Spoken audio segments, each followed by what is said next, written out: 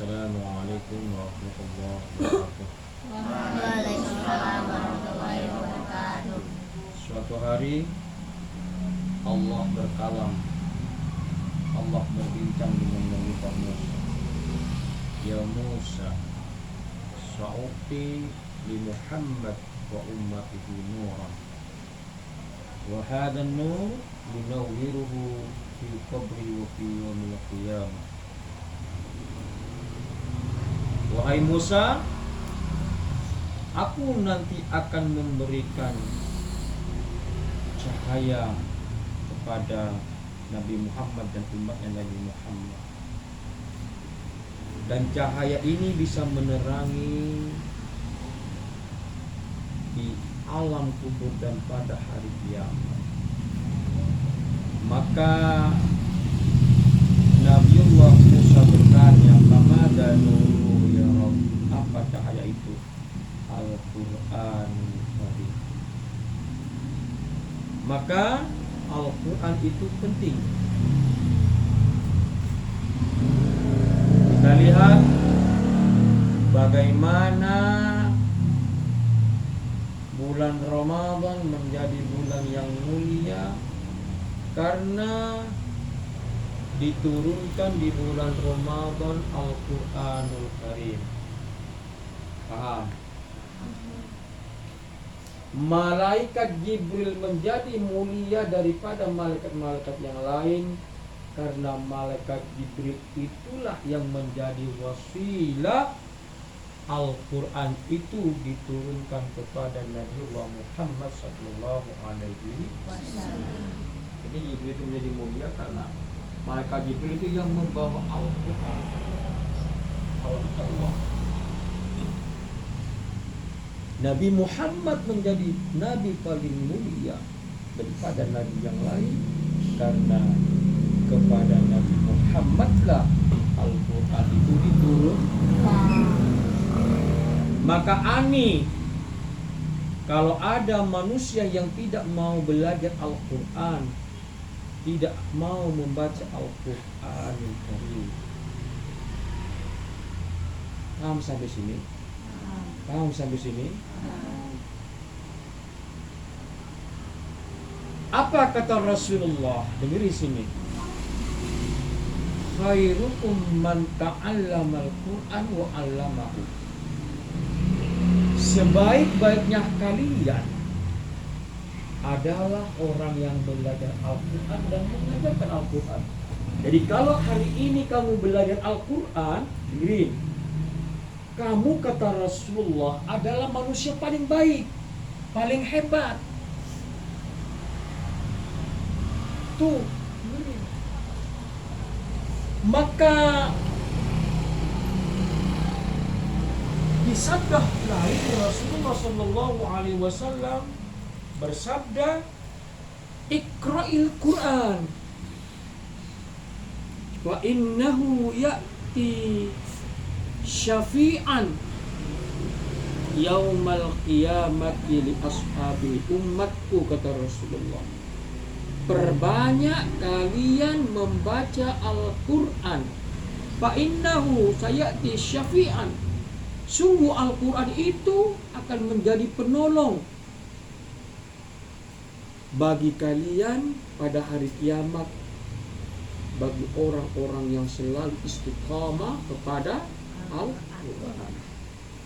Maka derajat orang membaca Al-Quran di sini paling rendah orang ketika dia berhubungan dengan Al-Quran adalah yang pertama dia sebagai mustami, mendengar.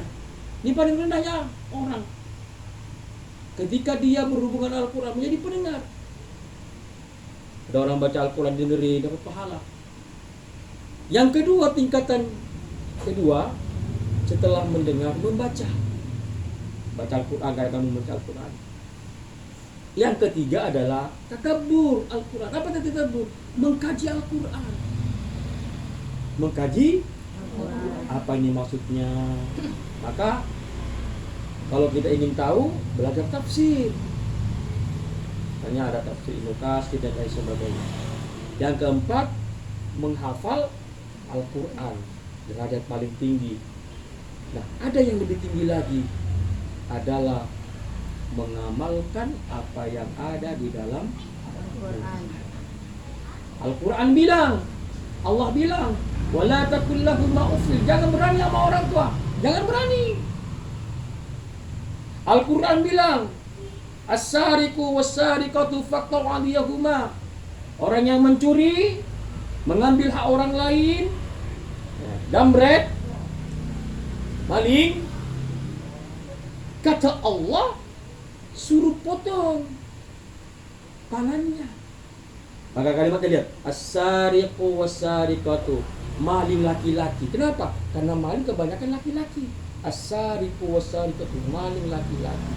Coba lihat lagi yang tidak boleh, pekerjaan zina yang dipanggil dengan Allah, az-zaniyatu waz-zanu fajlidu, perempuan yang berzina. Kalau tadi laki-laki mencuri, kebanyakan laki-laki dipanggil Allah. Az-zani, zina, kebanyakan perempuan. Maka lihat konteksnya, waz-zaniyatu waz-zani, perempuan yang berzina, laki-laki berzina. Apa artinya begini? Ya belajar Al-Quran, itu namanya tadabbur. Yang keempat tadi apa? Paling tinggi menghafal Al-Quran. Maka ada sebuah hadis mengatakan, siapa ada orang yang hafal Al-Quran, maka nanti pada hari kiamat dia berhak memberikan mahkota kepada keluarganya sebanyak 10 mahkota. Mahkota itu bisa melindungi dari dia dari sekalian. Artinya apa? Artinya dia 10 keluarga yang dipilih oleh yang hafal Al-Quran itu langsung otomatis masuk ke dalam surganya Allah bila hisabi tanpa hisab. Anakku semua, saya ingin menyampaikan begini. Kalau ada teman kalian yang hari ini tidak belajar Al-Quran, main HP dia, atau bersenang-senang dia main di rumah, maka kamu jangan iri. Orang yang tidak mengenal Al-Quran, jangan salahkan kalau dia besar nanti. Dengerin, dia berani kepada Allah. Berani kepada Allah.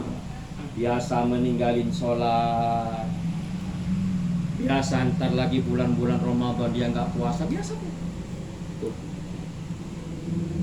Di depan orang tuanya bonceng anaknya dengan laki-laki lain, atau laki-laki itu boncengan dengan perempuan, pacaran, padahal belum muhrim. Orang tuanya tidak mampu berkata-kata mencegah anaknya, nak jangan pacaran, nak jangan sentuhan, nak jangan boncengan. Kenapa?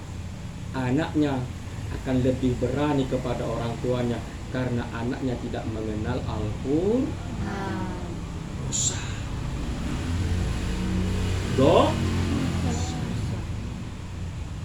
Dan yang lebih menyedihkan, nak dengerin, anak yang tidak mengenal Al-Quran, anak yang tidak mengenal agama, jangan salahkan. Nanti kalau orang tuanya meninggal nih, tetangganya datang sebelah kanan, sebelah kiri, depan rumah, belakang rumah, takziah, baca Al-Quran, baca ayat-ayat Allah dikit, anaknya menjauh. Anaknya ada, cuman jauh duduknya. Kenapa? Ditanya, nak, ibumu meninggal, bapakmu terbujur kaku. Apa kata dia? Maaf, saya nggak bisa baca Al-Quran.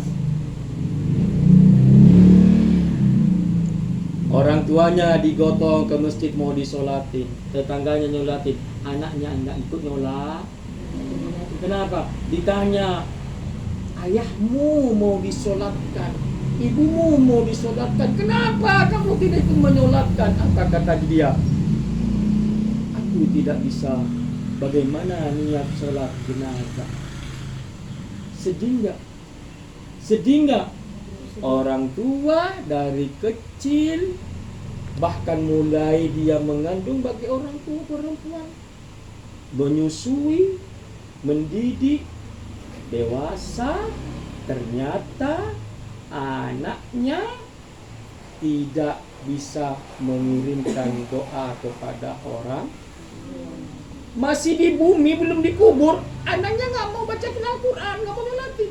Apalagi kalau orang tuanya sudah berada di alam kubur, nggak akan ingat. Maka lihat, kadang-kadang saya kadang-kadang ketawa kalau ada orang sakaratul maut. Saya pergi ke situ, anak saya bilang, "Mak nyebut, Pak nyebut." Nyebut apa? "Mak nyebut, Pak nyebut." Begitu. Tapi kalau kita yang belajar agama pasti bilang, kita talqinin orang tua kita di telinganya, "La ilaha illallah." Tuntun orang tua, "La ilaha illallah." Kenapa? Karena anaknya belajar agama, kenal Al-Quran. Tapi kalau anaknya nggak belajar agama, ibunya mau meninggal sakaratul maut, bapaknya mau sakaratul maut, keluarganya sakaratul maut, apa bilang? Nyebut mak, nyebut mak. Coba bayangin, kalau yang mau meninggal bilang begitu, nyebut mak, nyebut, dituntun bilang begitu. Maknya mau meninggal, anaknya bilang nyebut mak, maknya bilang juga nyebut mak, nyebut mak. Enggak matinya dalam keadaan suul khotimah. Anak-anakku semuanya, ya, ayo belajar Al-Quran. Kalian makharijul hurufnya masih banyak yang salah, tajwidnya banyak masih salah, apalagi menerjemahkan Al-Quran. Saya berharap dari anak-anakku di sini, seperti Caca dan yang lainnya,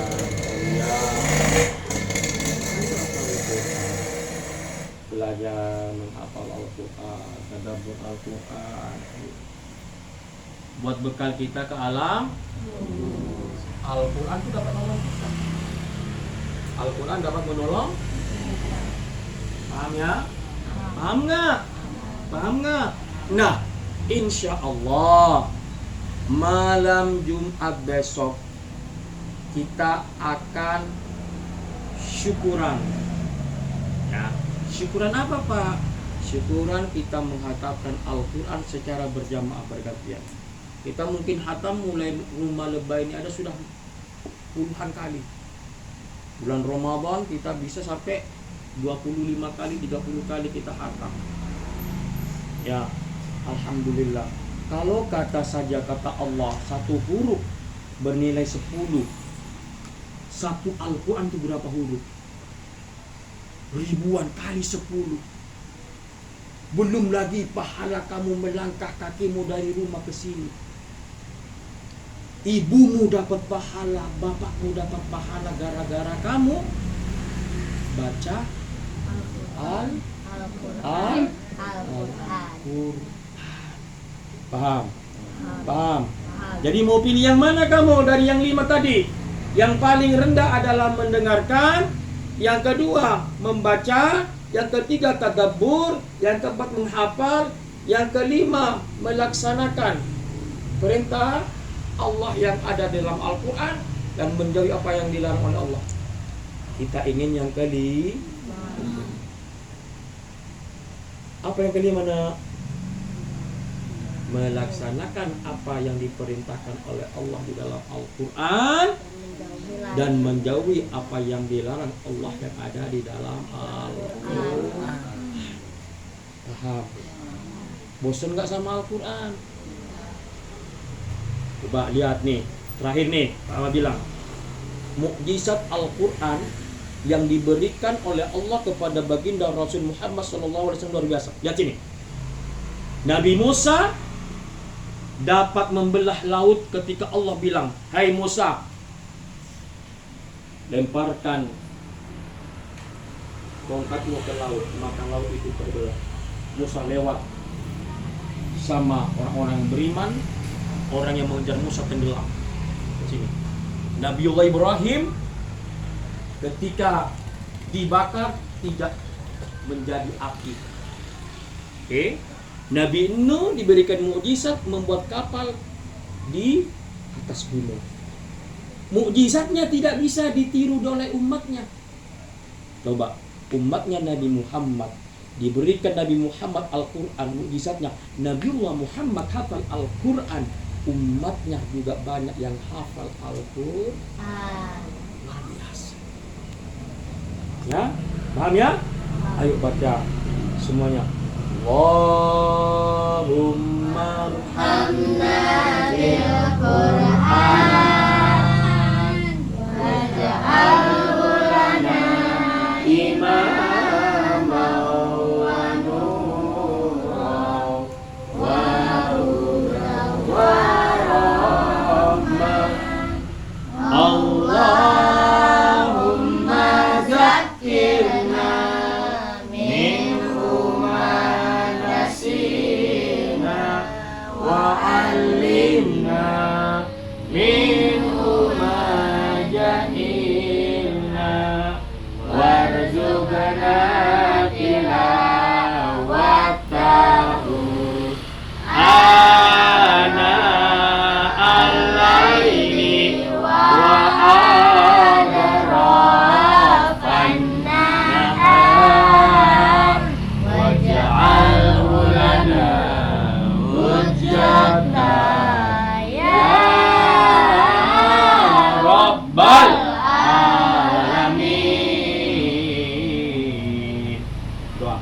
Allahumma firli wali walidayya warhamhuma kama rabbayani shaghira. Ya Allah, ampunilah dosaku dan dosa kedua orang tuaku dan dosa guru-guruku dan dosa orang-orang yang menyayangiku. Sayangilah mereka sebagaimana mereka menyayangiku di waktu kecil. Rabbana atina fid dunya hasanah wa fil akhirati hasanah wa qina adzabannar.